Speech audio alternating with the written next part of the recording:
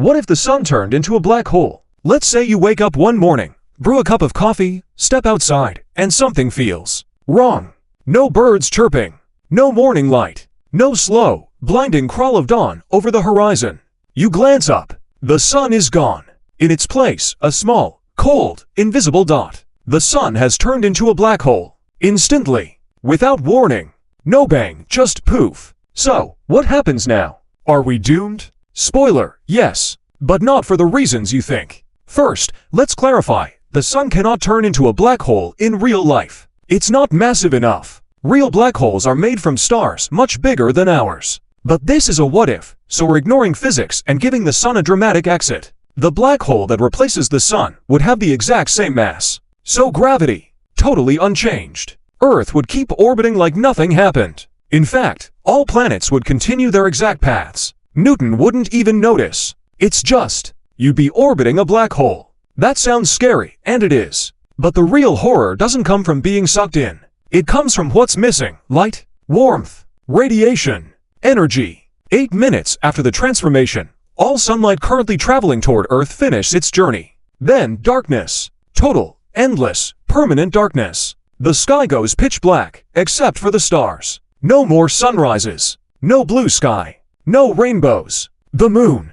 A dim rock you can barely see. You'd still orbit, just very, very cold and confused. Within days, surface temperatures would plummet. Plants would die. Photosynthesis stops. Food chains collapse. Solar panels become very shiny paperweights. Within weeks, the oceans begin to freeze. Not instantly. Water has high heat capacity, but the top layers go first, trapping liquid beneath in a slushy, slowly dying soup. In months, Earth becomes a frozen wasteland. Not like snowy Canada winter cold. We're talking Titanic iceberg versus space cold. Average temperatures drop below -50 C. Eventually, entire oceans freeze solid. Life doesn't vanish instantly. Microbes under the sea might hang on for a while. Humans, with enough preparation, might last a bit too.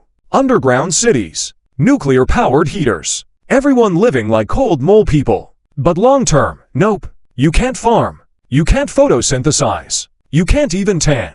Civilization would go dark, cold, and eventually silent. On the bright side, no more sunburn. So, are we in danger of falling into the black hole? Not really, unless something knocks Earth out of orbit. You're more likely to get hit by a frozen satellite than to spiral into the singularity. Also, let's talk scale. The sun is massive to 1.4 million kilometers wide. The black hole version, about 6 kilometers across. That's it. All that gravitational muscle, packed into a city-sized pit of nope. If you replace the sun with a black marble and stood on Earth, you wouldn't see it. It emits no light. You could stare directly at it, and that's the only way you'd know where it is, by the part of space that suddenly doesn't twinkle. Astronomers would have a field day. Regular people would have a frozen graveyard.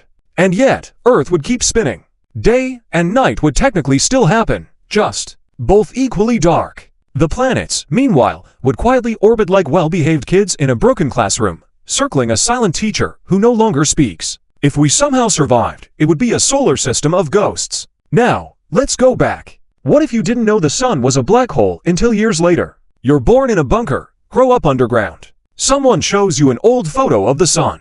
You, what's that? Them, warmth. You, we take the sun for granted. It's just always there. But if it suddenly vanished and left behind a black hole, we'd remember how much it gave us and how dark the sky really is without it. So no, we wouldn't be sucked in. We'd just slowly freeze to death in total darkness. Which, honestly, is much worse.